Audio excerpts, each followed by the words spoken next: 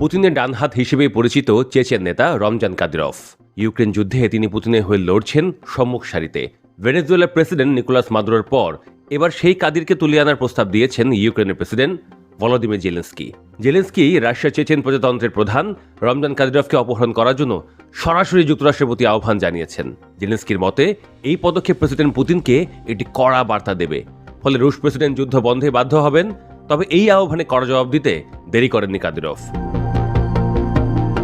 নিজের বক্তব্যের পেছনে যুক্তি হিসেবে জেলেনস্কি টেনে আনেন সম্প্রতি ভেনেজুয়েলায় মার্কিন অভিযানের উদাহরণ। যুক্তরাষ্ট্রের প্রেসিডেন্ট ডোনাল্ড ট্রাম্পের নির্দেশে ভেনেজুয়েলার প্রেসিডেন্ট নিকোলাস মাদুরোকে যেভাবে আটক করা হয়েছে, জেলেনস্কি তাকে একটি সফল মডেল হিসেবে দেখছেন। জেলেনস্কির ভাষায়, পুরো বিশ্ব এই অভিযানের ফলাফল দেখছে, তারা এটি অত্যন্ত দ্রুত করেছে। এখন যুক্তরাষ্ট্র যদি কাদিরভের বিরুদ্ধেও এমন কোনো অভিযান চালায়, সম্ভবত তখন পুতিন বিষয়টি নিয়ে ভাববেন এবং আলোচনায় বসবেন।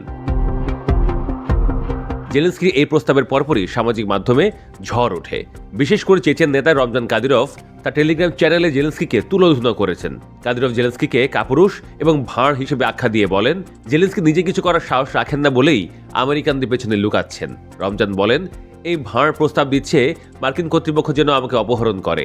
লক্ষ্য করুন, সে নিজে এটা করার হুমকি দেওয়ার সাহসটুকু পায়নি। জেলেনস্কি কাপুরুষের মতো ইঙ্গিত দিয়েছেন যে তিনি নিরাপদ দূরত্বে দাঁড়িয়ে আমেরিকানদের এই কাণ্ড দেখতে চান। কাদিরভ আরও দাবি করেন, জেলেনস্কি আসলে শান্তি আলোচনাকে ত্বরান্বিত করতে নয়, বরং তা ব্যাহত করতেই এমন উস্কানিমূলক বক্তব্য দিচ্ছেন। তিনি জেলেনস্কিকে পুরুষের মতো আচরণ করার পরামর্শ দেন।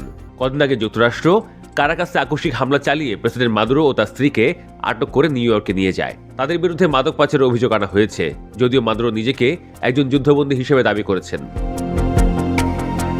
ডোনাল্ড ট্রাম্প ঘোষণা করেছেন, ভেনেজুয়েলা যতক্ষণ একটি সুশৃঙ্খল রূপান্তর ঘটছে ততক্ষণ ওয়াশিংটন দেশটি পরিচালনা করবে। এমনকি ভেনেজুয়েলা তেলের নিয়ন্ত্রণ নেওয়ার ঘোষণা দিয়ে ট্রাম্প বলেছেন, দেশটি 30 থেকে 50 মিলিয়ন ব্যারেল তেল ওয়াশিংটনকে দিয়ে দেবে।